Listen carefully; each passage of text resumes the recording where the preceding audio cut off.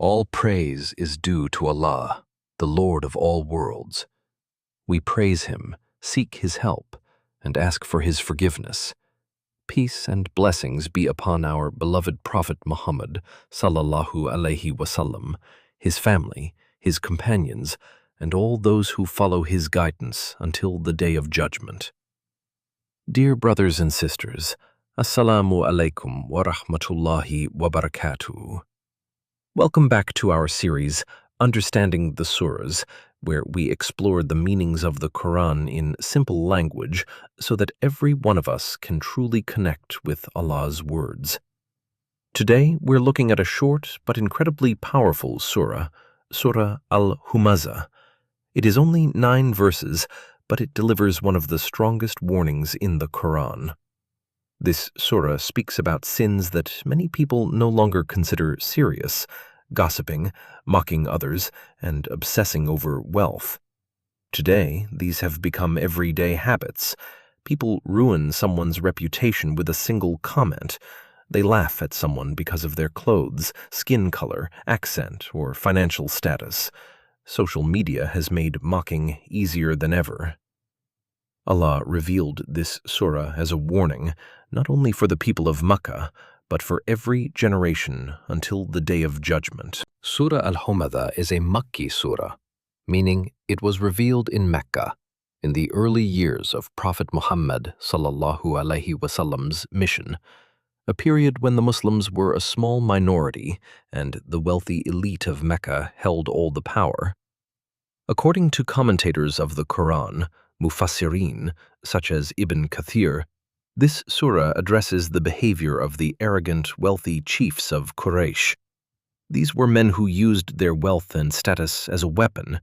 They would sit in gatherings and mock the Prophet Muhammad sallallahu alaihi wasallam and the poorer Muslims, backbite them behind their backs, and count their fortunes obsessively, believing that their riches made them untouchable and important, and would even secure them a kind of immortality or permanence in this world. Some traditional accounts link the specific occasion of revelation to individuals like Umayyah ibn Khalaf or Al-Akhnas ibn Shuraik, known for their habit of insulting and slandering people, especially the Prophet Muhammad sallallahu alaihi wasallam and his followers, both to their faces and behind their backs. While scholars differ on the exact identity of who it was revealed about, they broadly agree on why it was revealed: to condemn a specific kind of arrogant, wealth-obsessed, mocking behavior that was common among the elite of Mecca, and that, sadly, is common among people everywhere, even today. Understanding Ayahs. Ayah 1. وَيْلٌ لِكُلِّ هُمَذَاتٍ لُمَذَةٍ. Woe to every slanderer and backbiter. Allah begins the surah with a direct warning. Wail, often translated as woe or destruction, is directed at 2 types of people: the Humaza, one who mocks and insults people to their face, often through gestures, sarcasm, or ridicule, and the Lumaza, one who backbites and slanders people behind their backs in gossip. Allah is naming both public mockery and private gossip as the same category of sin. Why it matters in daily life. Think about how normal it has become to mock someone's appearance, mimic their voice, make fun of their mistakes in a group chat, or gossip about a coworker the moment they leave the room.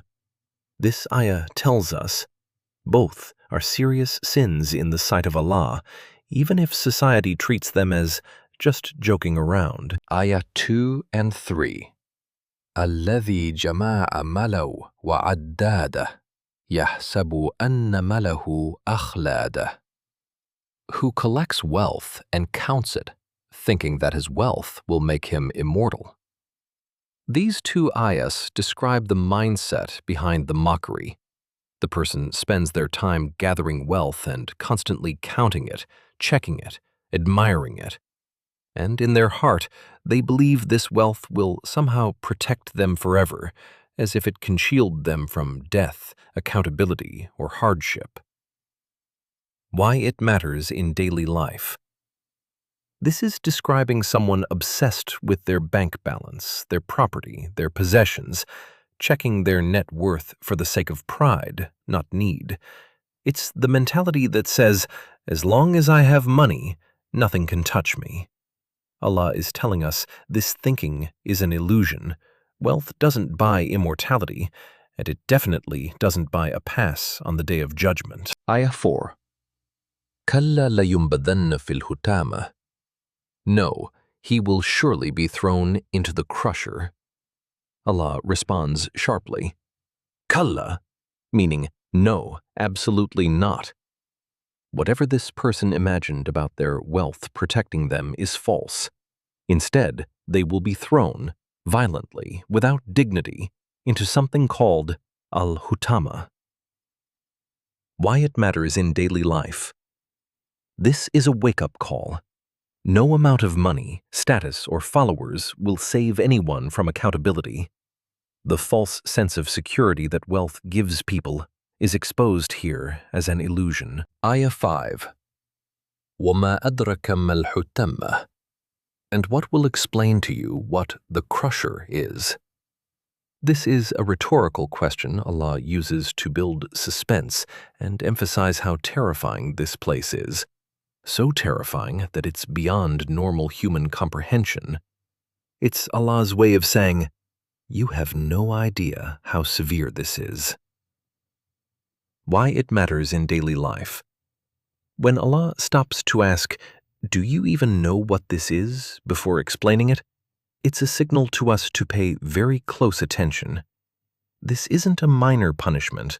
It's something uniquely severe, reserved specifically for this behavior. Ayah 6.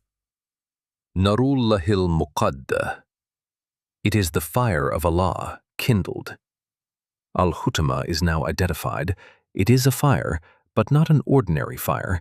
It is described as the fire of Allah, kept burning and intensified, unlike any fire we know in this world.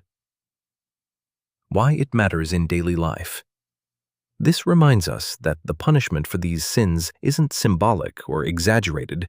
It is real, and it is described as being directly connected to Allah's power, making it far beyond anything we can imagine or compare to worldly fire. Ayah 7. التي تطلع على الأفئدة, which mounts up over the hearts. Unlike a normal fire that burns the skin, this fire is described as reaching all the way to the heart.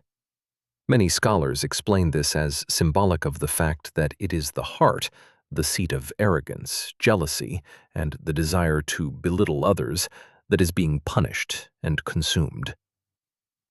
Why it matters in daily life. Gossip and mockery are sins of the heart before they are sins of the tongue.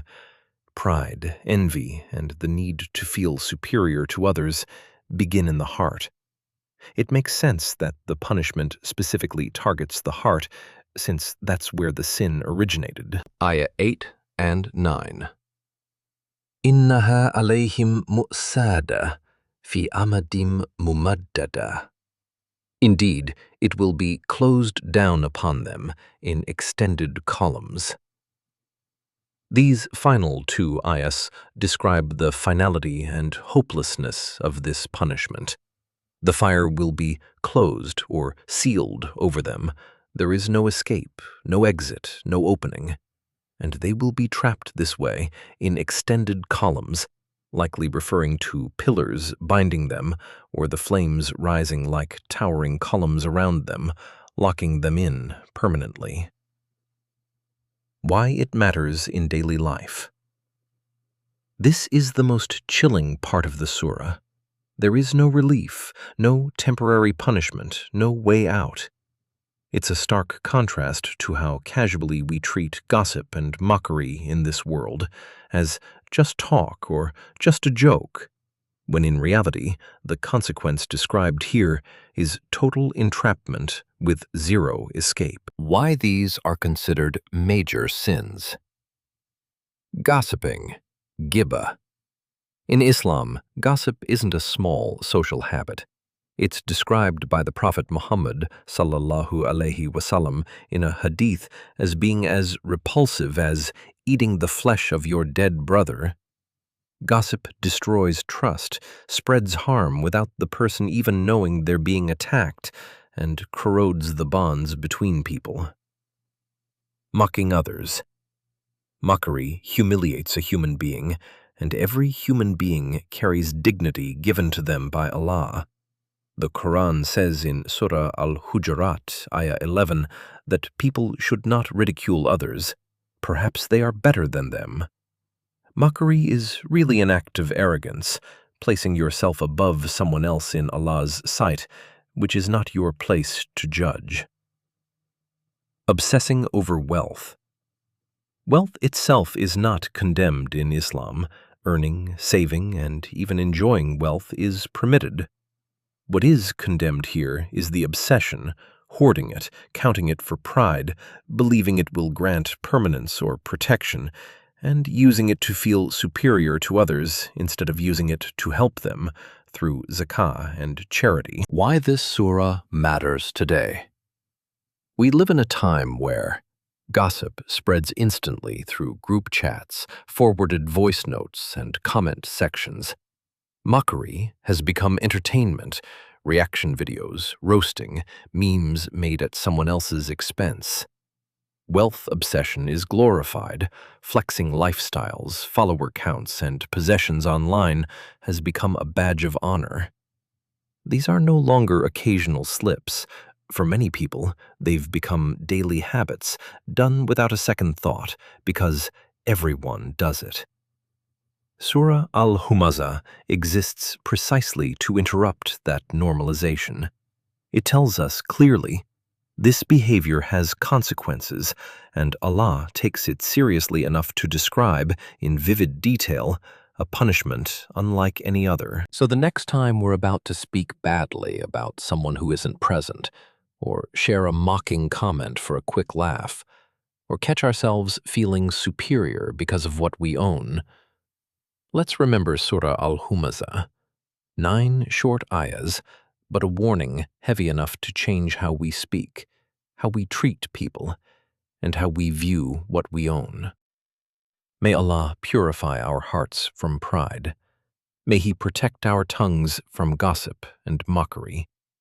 May He make us people who build others up instead of tearing them down. And may He grant us sincere hearts, truthful speech, and wealth that becomes a means of goodness. Ameen. If you like our content, please don't forget to like, share, and subscribe. If you've already subscribed, thank you very much. Jazakallahu khairan. Assalamu alaikum wa rahmatullahi wa barakatuh.